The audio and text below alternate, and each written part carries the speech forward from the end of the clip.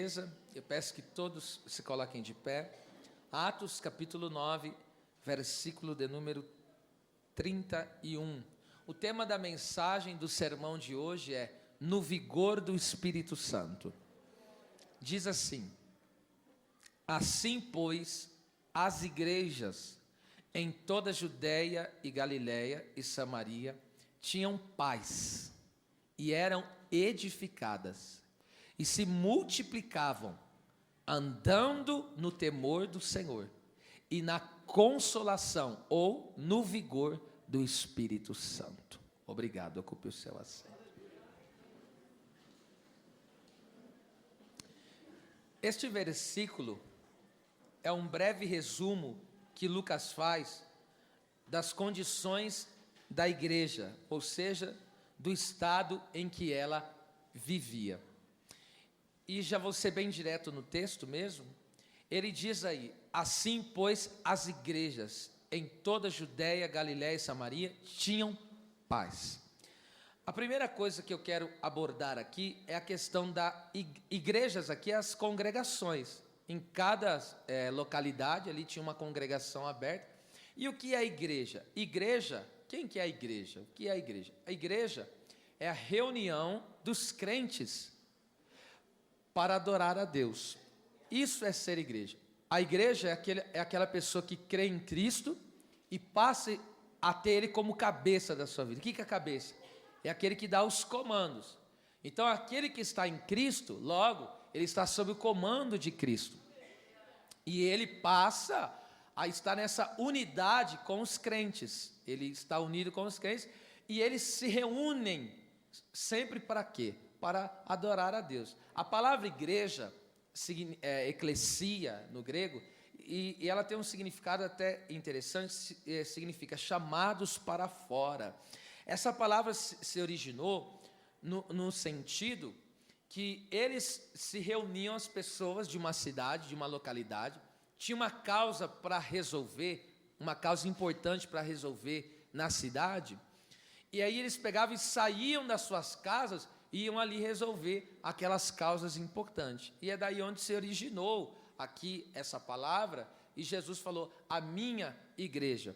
Então nós entendemos que nós somos chamados para adorar a Deus e tratar dos assuntos, dos negócios do Pai Celestial. Então, se reunir aqui em torno do nome do Senhor, isto é ser igreja. Ninguém conseguirá ser igreja sozinho, não tem como ser igreja sozinho. Observe só, como que não tem como ser igreja sozinho. Você já viu alguém andar por aí, um corpo andar sem cabeça? Quem já viu isso? Se você vê um corpo andando sem cabeça, corre. É até mesmo estranho, não é? E por que eu estou dizendo essa simples palavra para vocês? Porque não tem como ser igreja se não estiver no corpo, tá certo? Você já viu um dedo andar sozinho por aí? Não tem como. Você já viu um pé andando sozinho por aí? Não tem como. Então eu só posso ser chamado de igreja quando eu estou de fato sendo igreja, me reunindo com os irmãos. Então ser igreja é sair, muitas vezes abrir mão dos meus afazeres e se reunir com os meus irmãos em culto, em louvor a Deus, para tratar dos assuntos do reino de Deus, para tratar dos assuntos do Pai Celestial. E foi isso que o próprio Jesus, ele falou. Lembra quando os seus pais terrenos, Jesus na condição humana aqui na terra, e os pais dele foi lá e foi procurar ele no templo, e Jesus falou, vocês não sabem que eu estou aqui tratando dos negócios? O que é negócio? É negar o osso. Então aquele que se detém nos assuntos de Deus, do reino dos céus, ele é uma pessoa muitíssimo ocupada.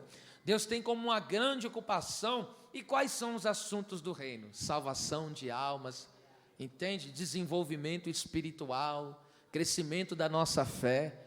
Esses são os assuntos do reino de Deus. E isso é um grande negócio que nós temos que atentar. Então, a igreja do Senhor, ela quando se reúne, ela é forte. Por que a igreja quando se reúne é forte? Porque Jesus garantiu a presença dele no meio dela.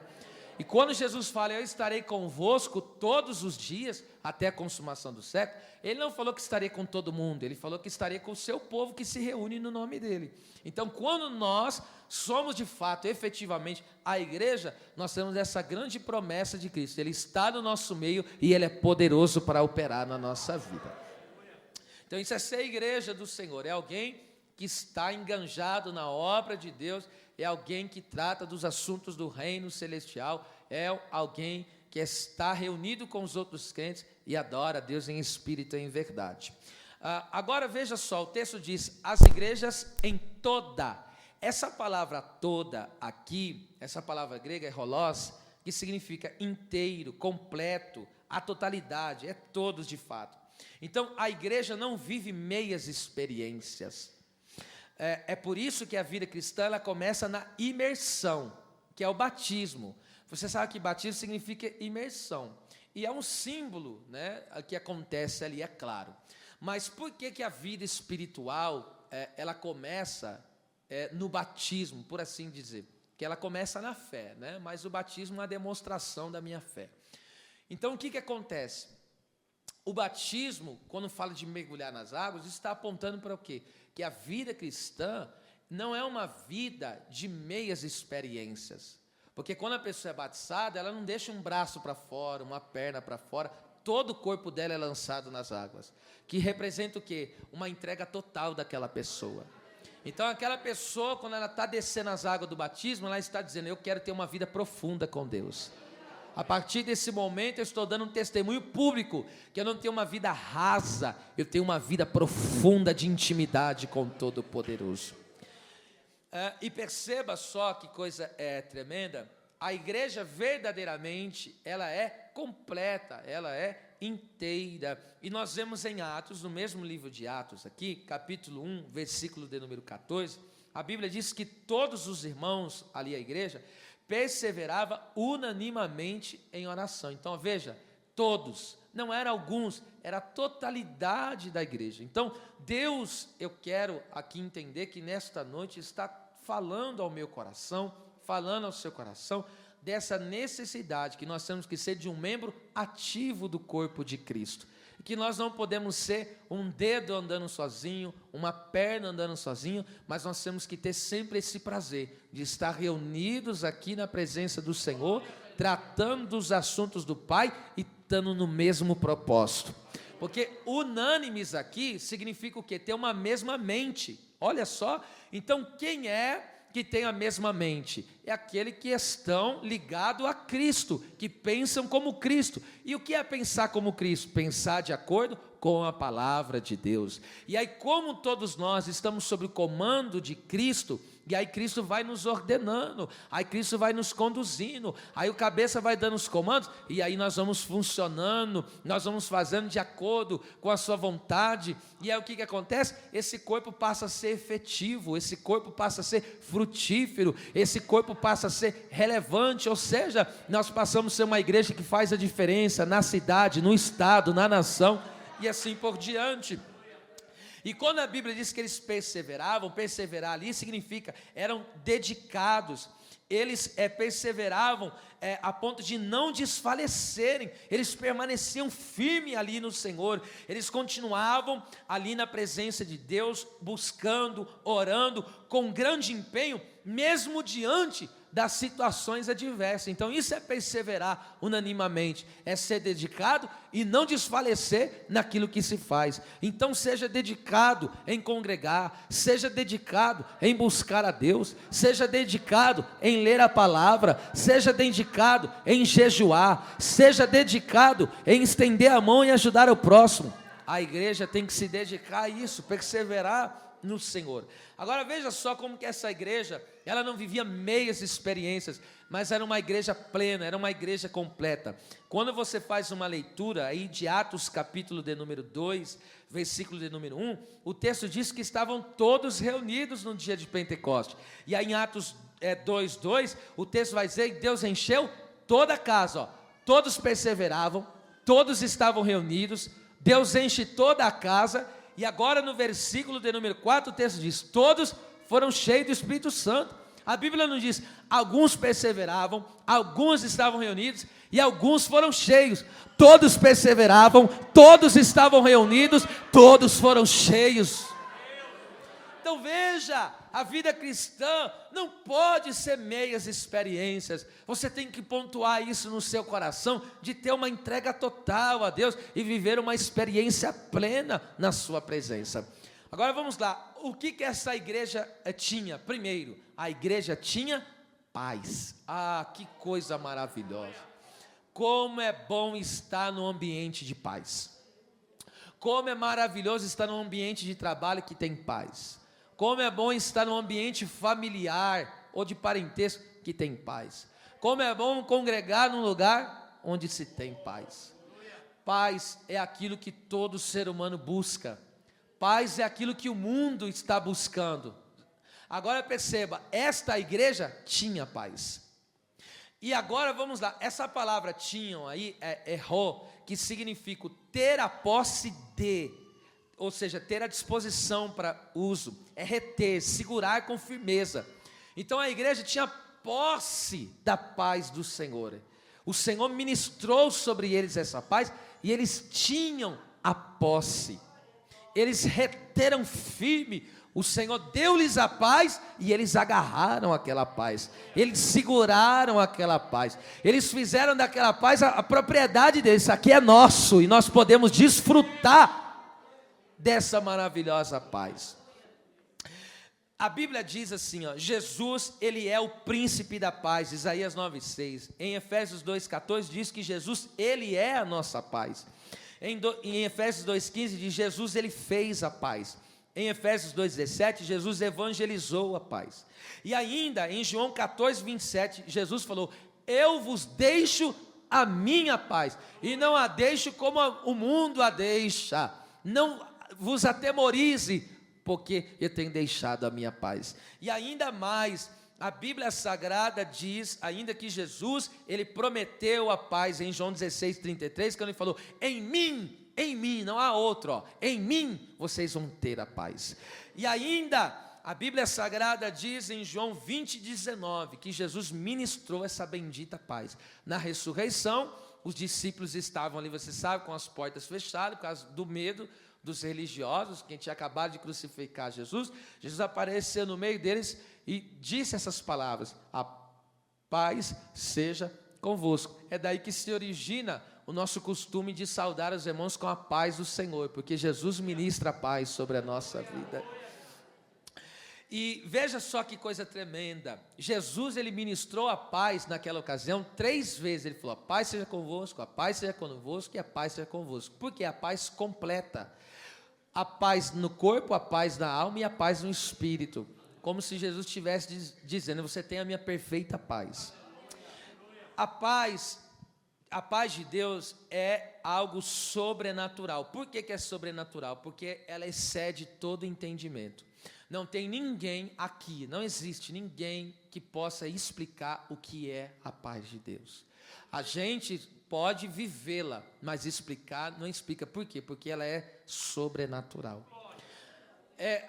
Quando a Bíblia diz que a paz excede o entendimento, está falando do entendimento humano. Então, a mente humana é incapaz de compreender a grandeza da paz de Deus. É por isso que tem muita gente que dá um nó na cabeça e fala, o mundo em guerra, as coisas difíceis, a cada vez complicando, pandemia, não sei do que mais, e cada dia que passa coisas estranhas acontecem, e como que essa pessoa consegue ter paz para viver? É justamente isso, é a paz que Deus nos deu, é a paz que Cristo nos deu.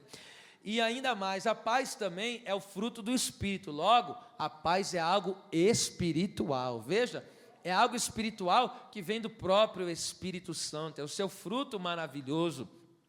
E o que é essa paz? Essa paz de Deus que é sobrenatural, que é o fruto do Espírito Santo, que Cristo ministrou em nós, é a quietude de coração e mente, baseada na convicção de que tudo vai bem entre o crente e o Pai Celestial. Então veja, se você está bem com Deus, você não vai temer mais nada nessa vida. Escute o que eu vou dizer.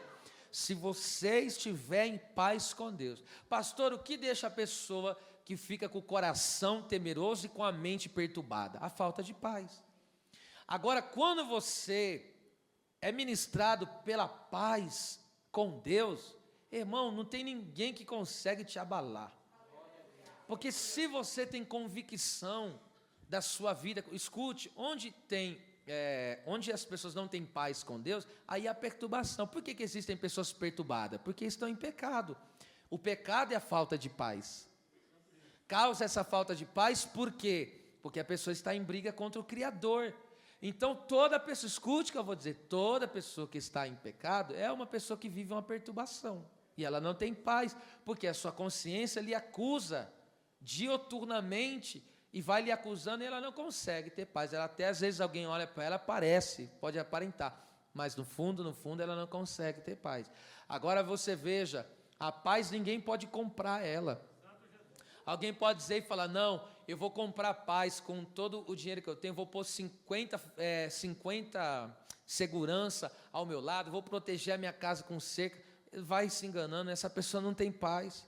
Os homens na terra, eles que são milionários, eles ficam todo dia preocupados. O que vai acontecer? Alguém pode tomar o meu dinheiro, a bolsa pode cair, pode dar problema, a inflação, e eles ficam vivendo sem paz.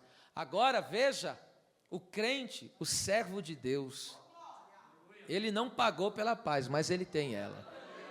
E por que ela tem ela? Porque Jesus nos deu essa paz. E agora, quando eu tenho, escute isso, quando eu tenho essa paz com Deus, automaticamente eu vou ter essa quietude de coração e mente. E eu não vou ficar com o meu coração desfalecido e minha mente perturbada. Porque o que é ter essa paz? É saber que Deus está no centro da minha vida. Ora, e se Deus está no centro da minha vida, Ele sabe cuidar dessa vida. Às vezes acontecem situações da nossa vida no diário. Às vezes pessoas passam problemas no casamento, problema com os filhos, problema nas finanças, portas que se fecham, e a perturbação quer tomar conta daquela pessoa. Mas quando essa perturbação tenta vir lhe pegar, aí você lembra, Jesus deixou a paz dele comigo. E aí quando você se lembra disso, você se lembra que Jesus, quando eles estavam com medo, Jesus apareceu no meio deles, e Jesus tomou o centro, como que dizendo, é eu que comando a sua vida, é eu que conduzo a sua vida, é eu que ministro graça sobre a sua vida. Então eu creio aqui nesta noite maravilhosa, que a paz do Senhor, ela vai ser ainda manifestada com muito mais graça ainda, com muito mais magnitude ainda, sobre cada vida que aqui está nessa noite. O crente confia em Deus e crê nas promessas de Deus. Então às vezes quando a pessoa passa dificuldade e o inimigo quer roubar a paz, não consegue, porque você colocou a sua confiança em Deus. Por quê? Porque você crê que as promessas de Deus são infalíveis na sua vida. Então, essa paz que nós recebemos de Deus está baseada na nossa confiança nele e na nossa fé nele, tá certo?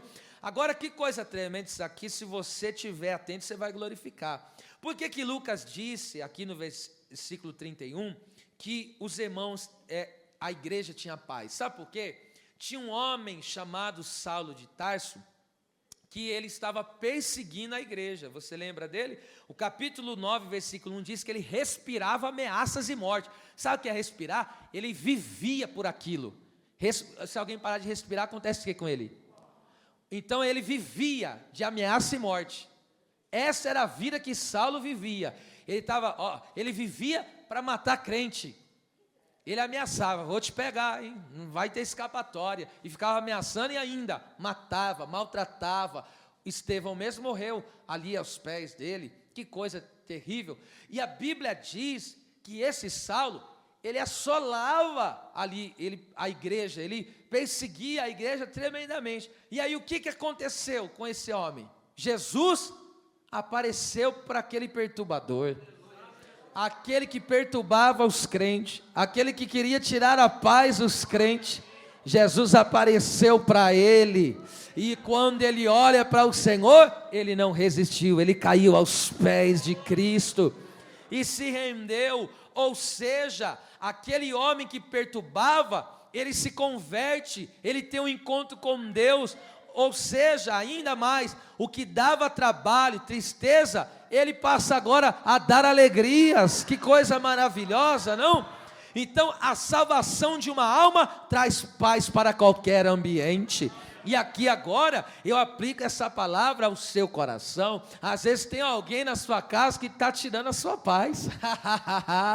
Às vezes tem uma situação ali que você está vivendo por causa de alguém mesmo. Às vezes na tua casa, às vezes no teu local de trabalho, aquele endemoniado está tirando a sua paz lá. Mas sabe o que vai acontecer? Jesus vai ter um encontro com esta pessoa. E na cocamácia, e na conversão dele, haverá paz. Porque na paz, aleluia, a paz se origina na salvação do Senhor. Eu estou profetizando, aquele que lhe dava trabalho vai te dar alegria na presença do Senhor.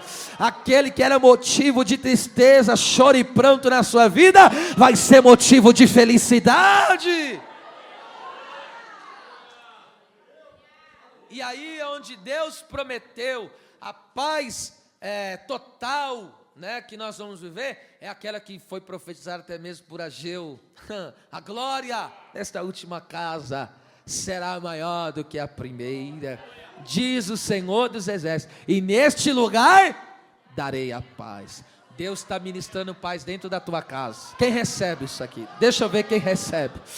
Deus está ministrando paz. Tudo que perturbava o teu ambiente de família, Deus está repreendendo esse mal. Tudo que estava perturbando o seu ambiente de trabalho, Deus está liberando a sua paz.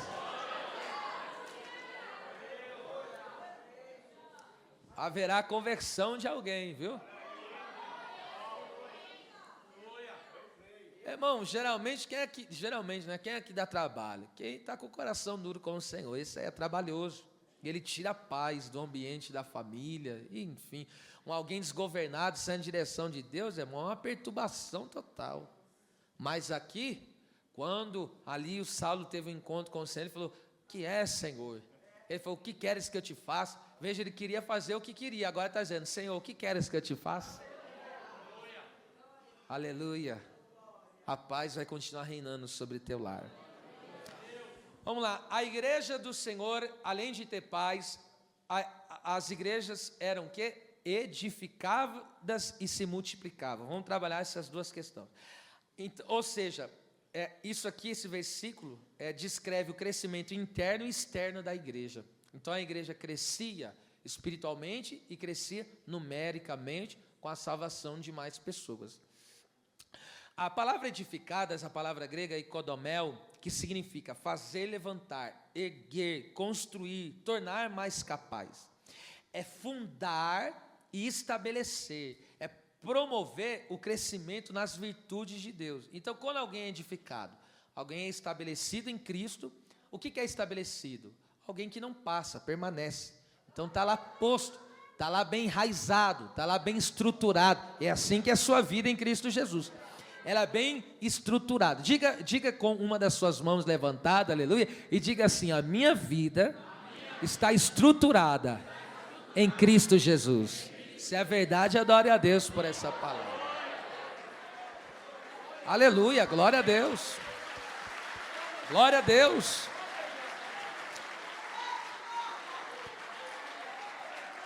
Ainda esta palavra, ela significa ser estabelecido, né? E agora crescer, além de ser estabelecido, é crescer nas virtudes de Deus, tá certo?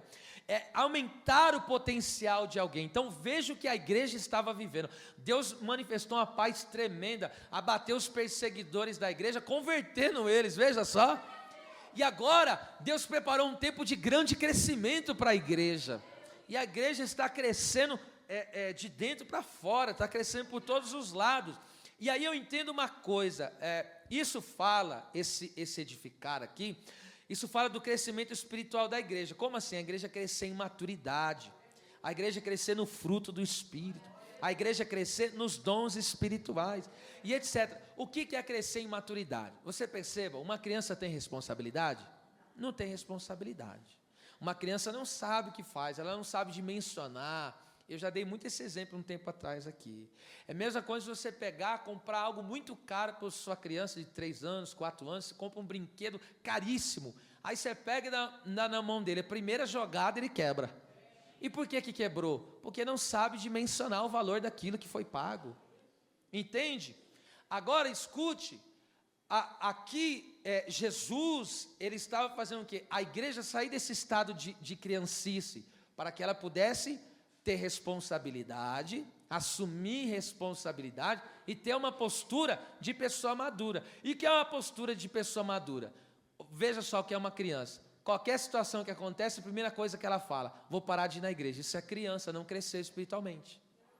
Isso é uma criança espiritual, e ela precisa desenvolver-se nas virtudes de Deus. E esse crescimento é o crescimento que Jesus estava dando para a igreja. E o nosso crescimento sempre aponta para o próprio Cristo.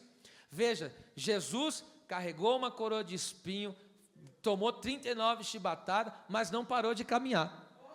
Não parou de caminhar. Não parou. Veja, então, olhando para Jesus, então a nossa maturidade tem que ser essa. Mesmo chorando, mesmo pranteando, mesmo sofrendo, não pare.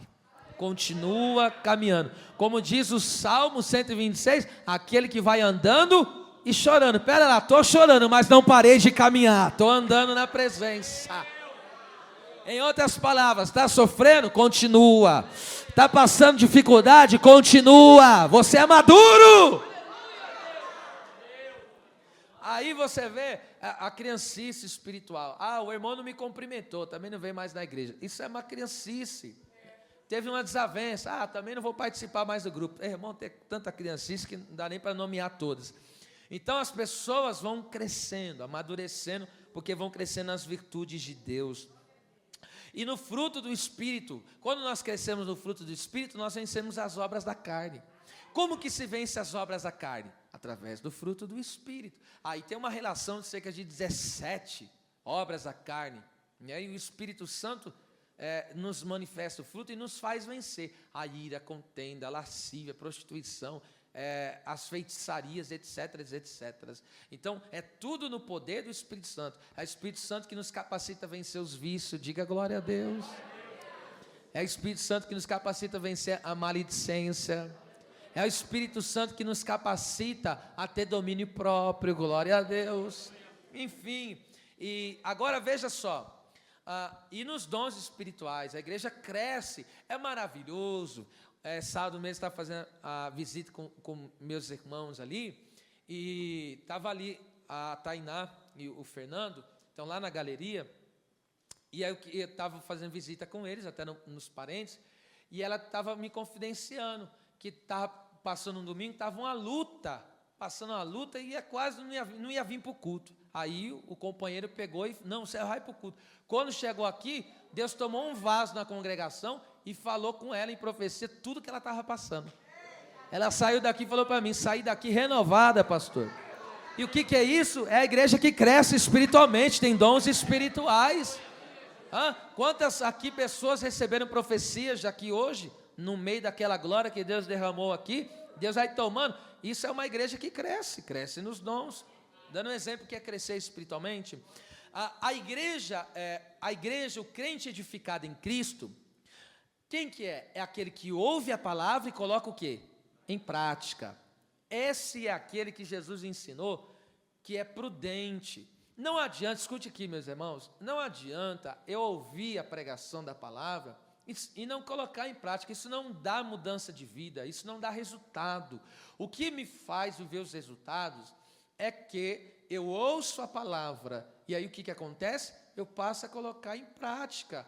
Hoje mesmo, pela manhã, estava aconselhando, eu estou colocando aqui causa aqui, para vocês entenderem do dia a dia nosso mesmo. Uma certa ovelha vivendo uma situação, e eu peguei e disse para ela, uma situação de desavença, eu disse para ela, agora Deus está provando você, diante de tudo que você está aprendendo. Então, tem certas situações que a gente passa, e agora estamos passando, e é Deus nos dando a oportunidade de colocarmos em prática o que temos aprendido. Então, os problemas que muitas vezes nós vivemos, as dificuldades, é para a gente colocar em prática aquilo que estamos aprendendo do Senhor, tá certo? Então, olha que coisa maravilhosa aqui que eu aprendo. Primeiro, a igreja, o crente que é edificado em Cristo, primeiro, ele não se abala. Esse texto eu quero ler, Lucas 6, 47 e 48. Olha só, quem é edificado em Jesus, quem é edificado em Cristo, primeira bênção de ser edificado em Jesus, de crescer na maturidade espiritual, essa pessoa não vai ser abalada. Olha lá, qualquer que vem a mim e ouve as minhas palavras e as observa, eu vos mostrarei a quem é semelhante. A quem? Olha lá, 48. É semelhante ao homem que edificou uma casa e cavou e abriu, bem fundo, ou seja, é um grande alicerce, e pôs alicerce sobre a rocha, e vindo a enchente, que fala das provações, bateu com ímpeto a corrente naquela casa, e não pôde abalar. Essa palavra pôde significa ter a capacidade de. Então o texto está dizendo que aquele problema não teve a capacidade de abalar o crente. Ou seja, a sua vida edificada em Cristo tira a capacidade da luta de te vencer. Pelo amor de Deus. Porque aí daqui o motivo por que o crente não pode ser vencido e abalado, porque estava fundada sobre a rocha. Então o servo de Deus, a serva do Senhor, a igreja que está edificada em Jesus, na sua palavra, não pode ser abalada. Os problemas dessa vida, as dificuldades dessa vida, são incapazes de abalar a tua fé. Eu estou sentindo a glória de Deus aqui. Shabakala Súria, eu estou profetizando, você não será movido do teu lugar. E qual é o teu lugar? Em Cristo Jesus. Nada nessa vida vai te mover.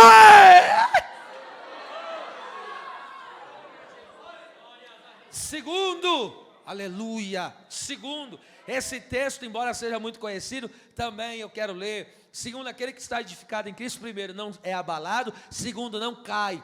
Mateus 7, 24 e 25, não cai, não se abala. Não se abalar é não se agitar, não se mover, não sair do lugar. Você não vai sair da presença do Senhor, você vai permanecer no Senhor. Todo aquele, pois, que escuta as minhas palavras e as pratica, assemelhá-lo-ei ao homem prudente, sábio, que edificou a sua casa sobre a rocha. Aí desceu a chuva, fala dos problemas de baixo, e correram os rios, enfim, os problemas corriqueiros dessa vida, sopraram ventos, coisas inesperadas que acontecem, combateram aquela casa, e não caiu. Aconteceu tudo que aconteceu, mas não caiu. E por que não caiu? Porque estava edificada sobre a rocha. Essa é a palavra que eu deixo aqui profética. Você não vai se abalar e não vai cair. Alguém recebe isso aí? Eu vou dizer de novo, para ver se você melhora esse teu glória. Você não será abalado e não vai cair. O seu casamento não vai ser abalado e não vai cair. O seu ministério não vai ser abalado e não terá séria. Eu vou dizer de novo, a tua fé não será abalada e você não cairá. Aleluia. Eu estou sentindo uma firmeza de Deus aqui.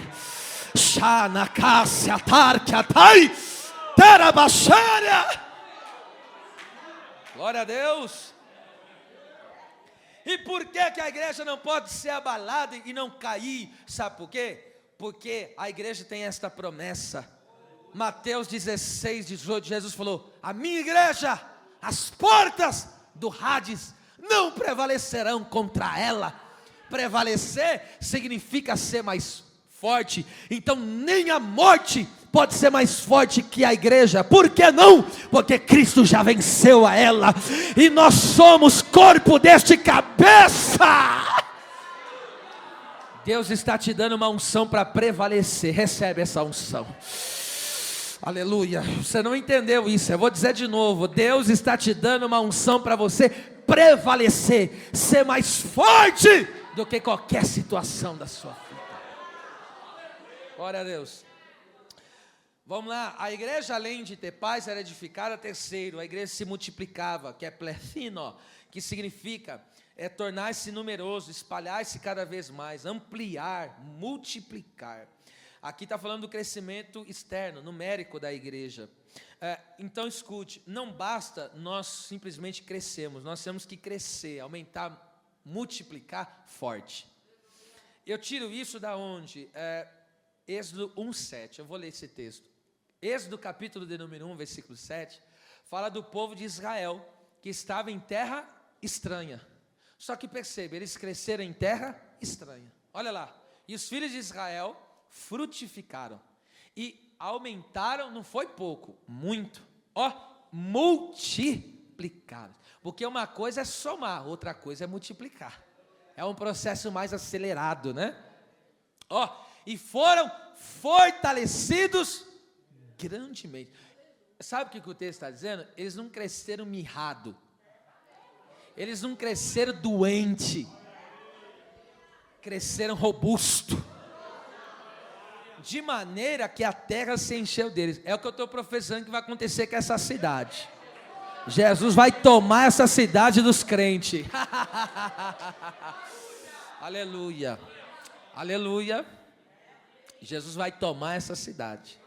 Essa cidade está cercada pela glória do Evangelho de Jesus Cristo. Haverá salvação nos 4 cantos dessa cidade e vai ampliar para as regiões. Aleluia. Pega essa aqui, não esqueça mais. O crescimento é fruto de 3 obras de Deus. Primeiro, fruto da promessa de Deus. Gênesis 15:5, no momento que Abraão se sentia desanimado, não com Deus, jamais, mas com a situação que vivia, Deus apareceu para ele e falou: sai da tenda, dá uma olhada. Quando ele olha para os céus, ele vê as estrelas, e Deus fala para ele: assim vai ser a tua descendência. E diz a Bíblia que ele creu. Então não basta ter promessa, tem que crer na promessa de Deus. Então, o crescimento é fruto de promessa de Deus. Segundo, o crescimento é fruto de obediência. Isso está escrito, obediência a Deus. Isso está escrito em Gênesis 26:5. Deus falou para Isaac: você quer crescer? Você quer se multiplicar? Você tem que obedecer como seu pai me obedeceu. E aí o que aconteceu? O texto diz que naquela terra, terra estranha, ele cresceu, ele multiplicou, Deus agiu tremendamente na vida dele. Terceiro, o crescimento é fruto da bênção de Deus. Gênesis 1:28, o texto diz que Deus ministrou a bênção sobre o ser humano e falou: multiplicai-vos e enchei a terra. Então, o crescimento da igreja numérico de salvação, primeiro, é fruto da promessa, é fruto de obediência a Deus, e é fruto do que mais? Acabei de falar agora, fruto da bênção de Deus. Não se esqueça, uma igreja cresce, um povo cresce, enfim, o crescimento está por causa, é fruto da promessa de Deus, da obediência a Deus e da bênção de Deus. Logo, o crescimento vem de Deus. E aí o que diz em Isaías 54, amplia o lugar da tua tenda, firma bem as tuas estacas e não te impeça. Eu estou profetizando, além do crescimento da salvação, Deus está dando crescimento para a tua vida. Recebe isso aí, em nome de Jesus. Crescimento, tá? Crescimento. Agora vamos lá, a parte C do versículo. E o texto diz aí que eles se multiplicavam de que jeito? Primeiro, andando no temor do Senhor. Isso aqui é muito lindo, gente. A palavra andando aqui é poreomai, que significa andar, viver, conduzir-se, atuar, desempenhar os deveres da vida. É o modo de vida, é portar-se de um modo costumeiro. Essa palavra foi usada para falar de andar na presença de Deus. E também indica ir numa direção específica, como em João 14, o texto diz que Jesus falou: eu vou para o Pai, e eu estou indo para preparar lugar para vocês. Agora escute isso aqui, andar no temor do Senhor é viver consciente da sua presença. Então o que é uma pessoa que teme a Deus? É alguém que ele vive, ele conduz a sua vida com a ciência de que Deus está presente. Não importa onde ele esteja, Deus está presente. Ele está no trabalho, Deus está ali presente. Ele está sozinho, mexendo na internet. Quem que está lá? Deus está presente. Ele está fazendo negociações. Deus está. E que então é temor? É você viver nessa ciência de que Deus está presente em todos os lugares. Tá certo? Perceba só isso aqui. E ainda mais, e entender que eu tenho uma direção específica, tá certo? Isso é andar no temor.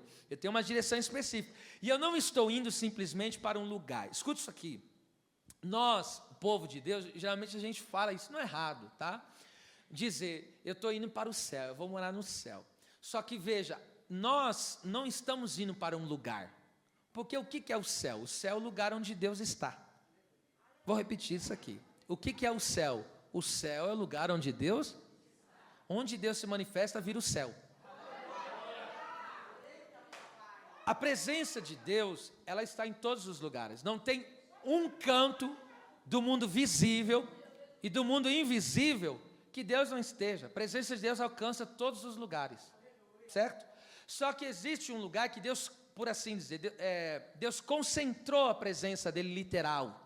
Hoje nós temos a presença de Deus aqui como? Espiritualmente. A gente sente a presença dele aqui. Às vezes ele pode agir com mais força, ele pode se revelar com mais força. Às vezes você pode ter uma revelação dele. Às vezes você pode sentir algo diferenciado. E acontece, tá? E eu já tive algumas experiências, até mesmo em culto em lar, de chegar e, olha, ele está aqui. Quando falar ele está aqui, pronto. Mudou o ambiente, o céu desceu. Então, essa é a presença espiritual. Mas a presença literal, como aqui, ó, eu estou vendo você e eu, essa presença, ele concentrou em algum lugar da eternidade. Então, ele se concentrou lá. Só que eu quero que você diga, Deus não está limitado lá, porque a presença dele alcança todos os lugares. Isso nós chamamos a onipresença de Deus. Então, já que você entendeu isso, agora nós precisamos entender que o temor, andar no temor do Senhor, é entender que eu vivo, eu tenho a ciência que estou na presença de um Deus que tudo vê, e eu estou indo em direção, é uma direção específica, eu não estou indo para um lugar, eu estou indo para alguém. Eu não estou simplesmente indo para o céu, eu estou indo para Deus. Vamos lá, a Bíblia diz em João 6,68, lembra? Jesus falou, quem não comer da minha carne, não beber do meu sangue, não tem parte comigo. Muitos foram embora, aí ficaram só os 12. Aí pegou e falou, vocês querem ir embora também, me deixar? Pedro falou, para quem iremos nós? Ele não falou, para onde iremos? Ele falou, para quem? Ele está falando de uma pessoa, ele falou, para quem iremos nós, se só tu tens as palavras de vida eterna? Pedro está dizendo, eu não estou indo para um lugar, eu estou indo ao encontro da tua presença. Então a igreja não está indo para um lugar, a igreja está indo para uma pessoa, a igreja está indo para Deus. Outro exemplo disso, João 14,6, Jesus falou, eu sou o caminho, a verdade e a vida, ó, ninguém vem ao Pai, ele não está dizendo ninguém vai ao céu, ele está dizendo ninguém vai está vendo para onde nós estamos indo? Nós estamos indo para os braços do Pai. Esse é o lugar que nós estamos indo, lugar específico, nós estamos indo para os braços eternos do nosso Deus. Então, onde Deus se manifesta, ali virou o céu, tá certo? O dia que, e assim por diante, você já pegou esse mistério. Agora veja só que coisa maravilhosa. Então, quando eu tenho essa ciência de que estou na presença de Deus e estou indo em direção a Ele, aos braços dEle, então eu entendo que cada dever nessa terra é feito no temor do Senhor. Pera lá, eu estou indo para Deus, tenho a ciência que os olhos de Deus estão no meu coração, estão na minha mente, não tem como esconder nada dEle, Ele está vendo tudo que eu estou fazendo. Então, viver no temor do Senhor é você viver essa realidade. Pera lá, o que eu estou fazendo aqui agrada ou não agrada a Deus? Se não agrada a Deus, então eu abro mão daquilo, porque eu estou ciente que Ele está aqui. Amém? Quem que está entendendo que é andar no temor do Senhor? Então tudo que você faz, tá certo? Se Deus não pode participar daquilo que você faz, significa que ali está faltando o temor. Vou repetir. O que é falta de temor? Vou repetir de outro jeito, né? O que é falta de temor? É quando você não permite que Deus participe de alguma área da sua vida. Se você não permite que Deus participe dessa conversa que você está tendo no WhatsApp com essa pessoa, isso é falta de temor. Se Deus não pode participar daquilo que você está envolvido diariamente, você colocou Deus de lado, isso significa que está faltando temor do Senhor. Agora perceba, temor, a palavra temor, a grega é phobos, até vem de fobia do nosso português aí, né? Mas só que aqui no caso, em relação a Deus, não é medo. Temor aqui é reverência, respeito, é temor. É atitude de profundo respeito por Deus e diante de Deus. Então, se alguém perguntar para você, o que é temor? É um profundo respeito pela grandeza de Deus.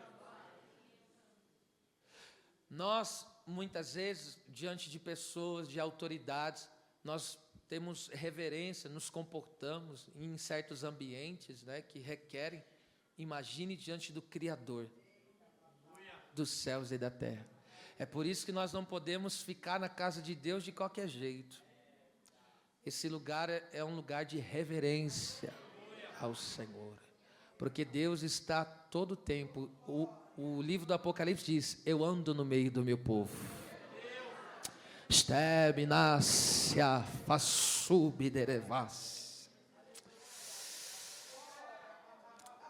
A Bíblia diz em Apocalipse 14:7: temei a Deus e dai-lhe glória. A única maneira de dar glória a Deus é temendo a Ele. Então, quando eu temo a Deus, respeito a Ele, reverencio profundamente Ele, porque eu sei que Ele está ali, eu sei que a presença dEle está ali, eu sei que Ele está me examinando, eu sei que Ele está me vendo. Então o que eu vou fazer? Eu vou reverenciar a Sua presença, as minhas atitudes vão reverenciá-lo.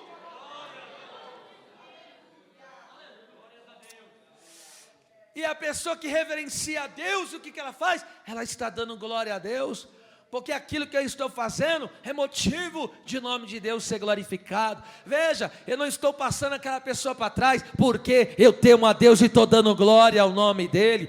Eu não estou deixando a inveja entrar no meu coração, por que não? Porque eu temo a Deus, Deus está vendo isso, e eu estou dando glória ao nome dEle. Me desce a face, come na raça. Veja que coisa tremenda. Deus deve ser temido, reverenciado primeiro, porque Ele é santo, Ele é profundamente santo, Ele é gloriosamente santo. Ele desceu lá no Sinai, Ele desceu, Moisés estava passeando com as ovelhinhas, ou tratando delas, dando de alimento para elas, cuidando das ovelhinhas. De repente ele vê uma sarça pegando fogo. E ali ele foi virar a sua face para olhar aquela manifestação de Deus. E Deus pegou para ele e falou: alto lá, não olhes para cá. E tem uma coisa, tire birrassúria, tire a sandalinha dos seus pés, porque a terra que estás pisando é santa. Então, para se entrar na presença de Deus, Deus está dizendo: tem que arrancar algumas coisinhas da nossa vida. Aleluia. É por isso que os anjos que contemplam a presença literal de Deus, eles cantam sem cessar, dia e noite cantando: Santo, Santo, Santo é o Senhor dos exércitos, toda a terra está cheia da sua glória. Deus é santo. Não coloque coisas impuras diante dos teus olhos. Não coloque palavras torpes na sua boca. Deus é santo. Não deixe que a maledicência toque o teu coração. Não deixe que a murmuração tome a tua boca. Não deixe que as palavras corruptas saiam dos teus lábios, porque Deus é santo. Glória a Deus. O nosso Deus, aleluia, deve ser temido e reverenciado, já disse, primeiro, porque ele é santo. Segundo, porque ele deu um destino para as almas. Você sabia que todas as almas já têm um destino? Deus não vai destinar, Deus já destinou. Todo ser humano já tem um destino. E aí, o que define esse destino? A tua escolha. Porque a Bíblia diz que Deus já destinou a salvar todos os que estão, Deus já destinou eles à salvação. Todos os que creem em Cristo já estão destinados. Deus já deu um destino para eles: viver a eternidade com o Pai. Mas todos aqueles que rejeitam a salvação também já está destinado, ou seja, já tem um lugar específico para ele. Qual que é esse lugar? O inferno. Esse lugar que não tem saída. Isso deveria trazer muito medo para quem não está na presença de Deus. Isso deveria trazer pavor para quem não está de fato na presença de Deus. Agora coloca aí para mim, meu filho, Lucas capítulo 12, versículo 4 e 5. Isso é digno de nota. Deus, ele deve ser temido. Por que Deus deve ser temido? Primeiro, porque ele é santo. Segundo, porque ele já deu um destino para as almas, todos. E digo-vos, amigos, Jesus falando, digo-vos, meus amigos, não temais os que matam o corpo. Quem é que mata o corpo? Os homens. E depois não tem mais o que fazer. Então aqueles que só matam o corpo, você não tem que temer. É o que a Bíblia diz. Agora olha só o que ele diz: mas eu vos mostrarei a quem deveis temer. Temei aquele que depois de matar tem o poder para lançar no inferno. Sim, vos digo, a esse temei. Sabe o que Jesus está dizendo? Não temos homens, esses aí só podem matar o corpo e nada mais. E o corpo esse aqui no caso é passageiro. Agora Jesus está falando, agora vocês têm que temer aquele que pode lançar a alma e o corpo juntamente no inferno. E quem é esse que pode? É Deus. A Bíblia diz que Deus dá vida, mas Deus tira a vida. Deus mata e Deus faz viver. Deus abate, mas também Deus exalta. A Bíblia diz que Deus empobrece, Deus enriquece. Deus fere, mas também sara. E detalhe, Deus é o único que pode eliminar a vida de alguém e não dar satisfação para ninguém. Deus pode dizimar uma cidade inteira, como fez com Sodoma e Gomorra, e ninguém tem nada a ver com isso. A esse deve ser temido. O nosso temor é somente a Deus. Pega isso aqui, olha só, meu Deus, que coisa forte. Quem teme a Deus não deve temer, primeiro, a escassez, a falta de recurso. Está escrito, agora eu não vou abrir, só vou ler para mim encurtar aqui, para poder encerrar. Lucas 12:32 diz, não temas ao pequeno rebanho. E Jesus está falando dos cuidados da vida, das solicitudes da vida, ou seja, das necessidades da vida. Olha o que ele diz, não temas ao pequeno rebanho. Por que pequeno rebanho? Porque Deus é grande. E a minha necessidade diante da grandeza de Deus é pequena. Por isso que ele fala, vocês são pequenos diante da glória que eu tenho. Ele é todo glorioso. Então não temas, aleluia. Quem teme a Deus não vai temer a escassez, não vai faltar porta aberta, não vai faltar provisão, não vai faltar o que comer, não vai faltar o que vestir, não vai faltar o que beber. Deus é aquele que você teme e Ele te alimenta. Aleluia. Eu sei que não é muito costume isso, mas quando Deus me orienta, diga para pelo menos uma pessoa, diga para ela, não vai lhe faltar nada. Diga isso. Não vai, nada. Não vai faltar. Não vai faltar.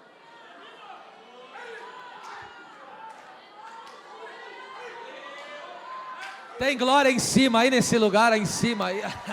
Tem glória aqui na nave da Kepaltara, saio. Não temas, ó pequeno rebanho, o Deus que alimentou milhões no deserto, alimentará você.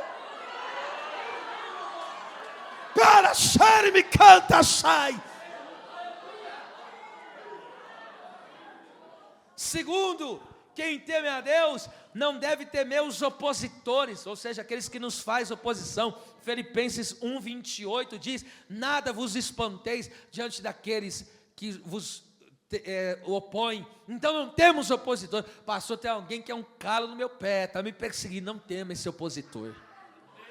Ah, tá dizendo que vai dar baixa lá, tá dizendo que vai arrumar uma arapuca para mim lá no... Não tema esse Zé Porcaria, não tema ele, porque quem teme a Deus não teme aos opositores. Aleluia. Vamos lá, terceiro, quem teme a Deus não deve temer os sofrimentos. 1 Pedro 3,14 que diz: não temais se padeceres. Não tema os sofrimentos, não tema as dores dessa vida, que Deus tem permitido por algum momento você passar. Nunca se esqueça, é sempre passageiro. Maior é o que Deus tem para revelar, a glória que Ele tem para manifestar na sua vida. Não tema as situações que você tem passado, os sofrimentos que você tem vivido, não tema eles, porque você teme a Deus. Quarto, quem teme a Deus não deve temer aos homens. Hebreus 13,6 diz: o Senhor é o meu ajudador, e não temerei o que me possa fazer o homem. Ainda mais, quinto, quem teme a Deus não deve temer mal algum. Salmo 23:5: ainda que eu andasse pelo vale da sombra da morte, não temerei mal algum, porque tu, ó Deus, estás comigo. A tua vara e o teu cajado me consolam. E sexto e último, aquele que teme a Deus não tem que temer a morte. Agora, quem não teme a Deus, esse deve ter pavor da morte, porque a morte é instrumento de levar as pessoas para o inferno. Então escute, Hebreus 12:15 diz que Jesus, através da sua morte, nos livrou do medo da morte. Ele nos livrou do medo da morte, tá certo? Então aquele que teme a Deus, você não tema não tema opositor, não tema as necessidades, não tema o sofrimento. Deus está arrancando tudo que é medo aqui. Deus está dando uma segurança muito forte para a tua vida. Caravasssobre de canturácia, perque amante cova sai. Eu vejo Deus expurgando o medo. Aleluia, o Espírito que habita em você é o Espírito de poder.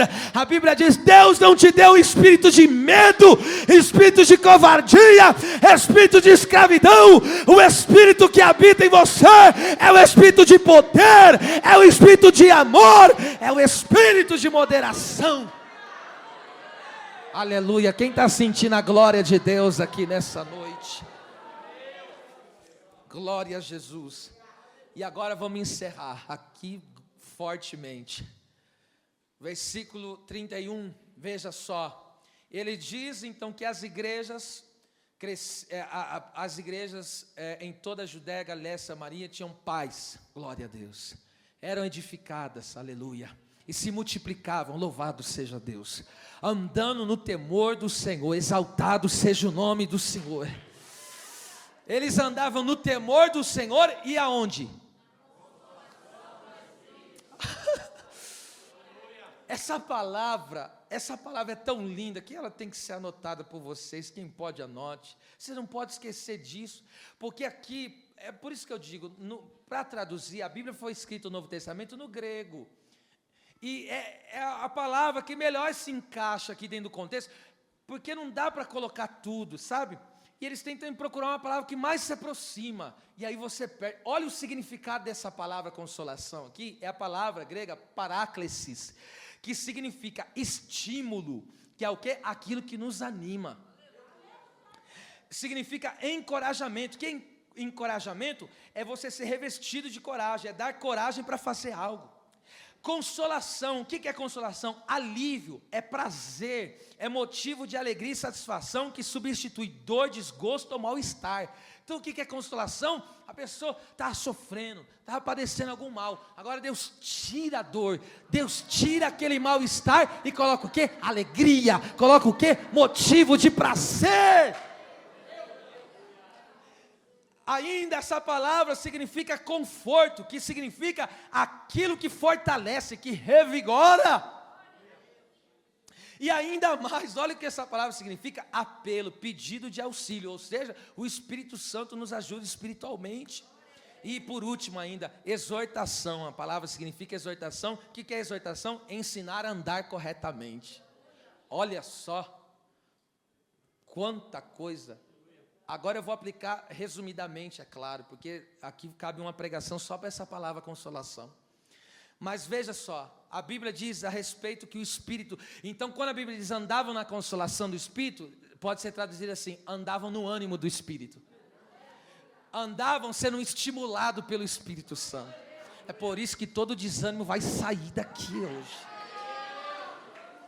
Deus vai arrancar, estou desanimado para isso. Tem aqui, tem pessoa que fala, eu não tenho disposição nem para arrumar minha casa mais. Tem mulher que entrou e falou isso aqui, tá? Mas o Espírito Santo hoje vai vir com esse ânimo sobre você. Aí você fala, eu não tenho mais disposição para nada, mas o Espírito Santo te anima. Salmo 27, 14, coloca aí rapidinho para mim, que esse texto eu tenho que ler, aleluia. O Salmo 27, 14 diz, espera no Senhor, anima-te, olha lá, espera no Senhor, anima-te, e Ele fortalecerá o teu coração. Espera, pois, no Senhor, recebe ânimo do Espírito Santo, recebe estímulo do Espírito Santo. Pastor, estou desanimado para congregar, estou desanimado para ler Bíblia, estou desanimado para consagrar, estou desanimado para buscar, eu venho me arrastando para a igreja, estou desanimado. Recebe o estímulo do Espírito Santo. Pastor, eu estou desanimado para ir entrar amanhã naquele trabalho. Recebe hoje esse ânimo, pelo amor de Deus. Põe a mão nessa cabeça, porque vai descer aqui. Tecachai, taracalaxária.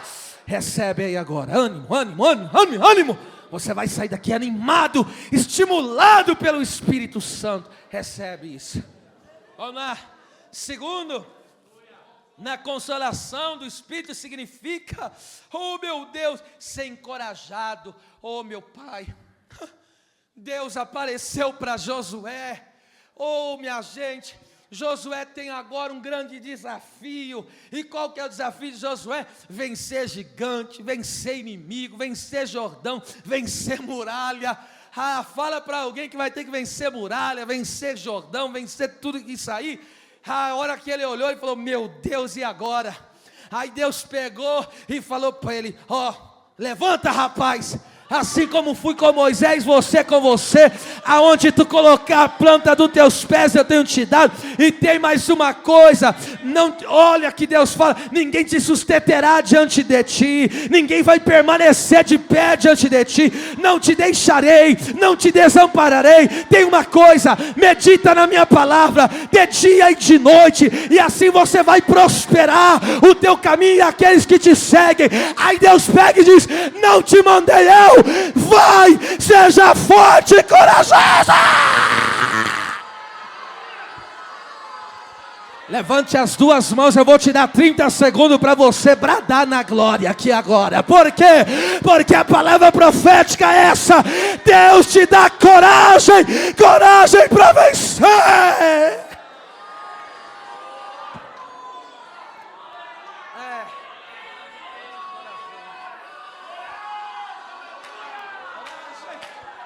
Aleluia, aleluia, não cansa não. Bate no ombro do irmão e fala, seja corajoso, seja corajoso, seja corajoso. Esse Jordão vai retroceder, essa muralha vai cair. Corajoso, coragem nesse negócio aí. Coloca coragem nesse negócio. O Espírito Santo está nos revestindo de coragem. Ah, meu Deus. Vamos lá? O que mais? Oh meu Deus, o Espírito Santo traz alívio para a dor. A pessoa, só quem já viveu isso sabe. Eu me lembro, minha mãe também, muito mais do que eu, é claro, sofreu. Eu sofri, esse é um testemunho. Meu pai morreu com 46 anos de idade. Mas como ele já estava muito doente, meio que a gente já estava esperando. Foi a dor, primeira vez que eu passei por uma luta, perder um pai logo assim, primeira perda na família. Eu nunca tinha vivido essa situação de perda de alguém. Fui perder logo meu pai, 46 anos de idade. Passa 3 anos, o irmão, todos eu amo, mas ele era o mais chegado, era aquele irmão amigo, por causa da idade.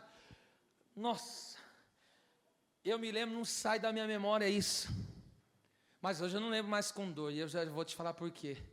Eu me lembro naquela sala do apartamento que eu morava com a minha mãe. Minha mãe é mineira, ela é quietinha assim, ela sofre, ninguém nem sabe que está sofrendo. Ela é mineira. E aí eu me lembro, não, é difícil ver mamãe assim, mas via, minha mãezinha, ela chorava, nem sarei de um, foi o outro. Ah, mas eu só vivia chorando, eu também sou que nem ela, assim, mais ou menos. E eu sofro, enfim. E agora, veja só, e ali veio aquele, nossa, eu só sabia chorar de noite, não passava aquilo. E foi no tempo que Jesus me alcançou. Eu amava tanto aquele bichinho que eu vou ver lá no céu, que ele era crente, vou ver ele. E meu pai também, que Jesus salvou, graças a Deus. E eu falava para Deus no meu entendimento, eu não era crente ainda, eu falava no meu entendimento, eu prefiro que o Senhor me leve do que eu ver ele morrer, que eu amo muito ele, eu não quero ver ele morrer. Me leva eu, mas deixa ele vivo. E eu disse na minha oração, assim, não tinha entendimento de Deus, orei do meu jeito lá e falei, mas eu não estava preparado para ir embora não, ainda bem que Deus não ouve, né? Se ele me levasse ali naquela hora, não ia ser boa coisa não, não ia ser bom não, ainda bem que Deus não ouve certas orações, meu Deus. E ele já estava preparado no Senhor, e aí vamos lá, aquilo foi uma dor, minha gente do céu. Eu ia trabalhar, as pessoas vinham falar comigo, porque ele era muito querido. Pra você ter uma ideia, até o coveiro chorou no velório dele. Pensa no menino, não é que aquelas pessoas que morrem, todo mundo fala, como ele é. Não, ele era de fato.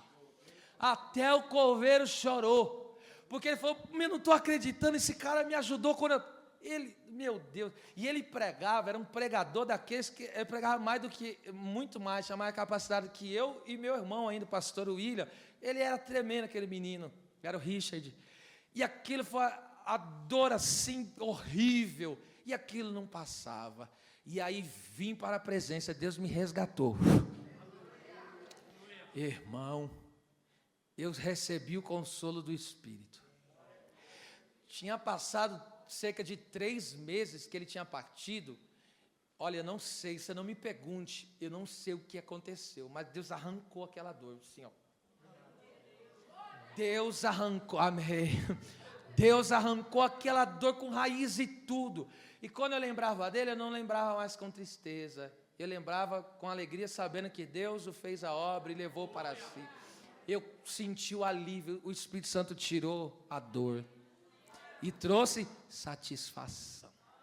Sabe quem viveu isso também? Isaac, o exemplo bíblico que eu dou, 24 de Gênesis 67. A Bíblia diz que morreu a sua mamãe, a Sara. E aí sabe o que aconteceu? Apareceu quem? Rebeca. E o texto diz que ele foi consolado. Mão direita para receber. Aleluia, glória a Deus. Sabe qual é o mistério? O que vem de Deus me consola. O que vem de Deus me traz alívio. Escute, eu estou debaixo de profecia, do espírito de profecia. Tem gente que teve perdas na vida que até hoje sofre com isso, mas receba o poder do Consolador aí agora. Traumas que você já viveu na sua vida, que até hoje trazem marcas, mas hoje receba o consolo do Espírito do Senhor. E eu encerro aqui agora. A palavra consolação ainda significa o quê? Significa receber, meu Pai amado. Significa receber força, ser fortalecido, revigorado. Por isso que eu disse que o tema da mensagem é esse, no vigor do Espírito Santo. Vigor, ser fortalecido. Jesus estava no Getsemane. E o texto diz que vinha um anjo e o consolava, e o confortava, melhor dizendo, que é o quê? Trazer força. Então a força de Deus em nós, nos faz nos levantar, diante das batalhas da vida, e convicto de que Deus é conosco, e com a força do Senhor nós vamos vencendo, lutando e vencendo, lutando. Receba a força que vem do alto para a sua vida. E o último, e eu encerrei de fato agora. A palavra consolação significa apelo, auxílio. O Espírito Santo, ele nos ajuda em cada situação da vida. O que você entrou aqui e não está sabendo fazer? pastor, ó, tem isso aqui que eu não estou conseguindo lidar com essa situação. Pede ajuda para ele. Ele vai te auxiliar. E aí, a hora que você vai ver, você já vai estar sendo envolvido e você fala, pera lá, isso aqui eu não conseguia resolver, agora resolvi. Porque o Espírito Santo te auxiliou. O Espírito Santo te ajudou. O Espírito Santo lhe capacitou. Mãos abertas, Pai. Eu glorifico o Teu nome por essa palavra. Eu glorifico o Teu nome por esse culto ao Senhor. Que o Senhor nos presenteou tão lindamente com Sua presença. Que nós possamos sair daqui nesta noite como Lucas registrou. A igreja que tem paz, a igreja que é edificada, a igreja que se multiplica, que anda no temor do Senhor e na consolação, no vigor do Espírito Santo. Derrama toda essa graça sobre a tua igreja. É o que eu te peço em nome de Jesus. Amém. As palmas são para Jesus. Glória a Deus, vamos ficar de pé.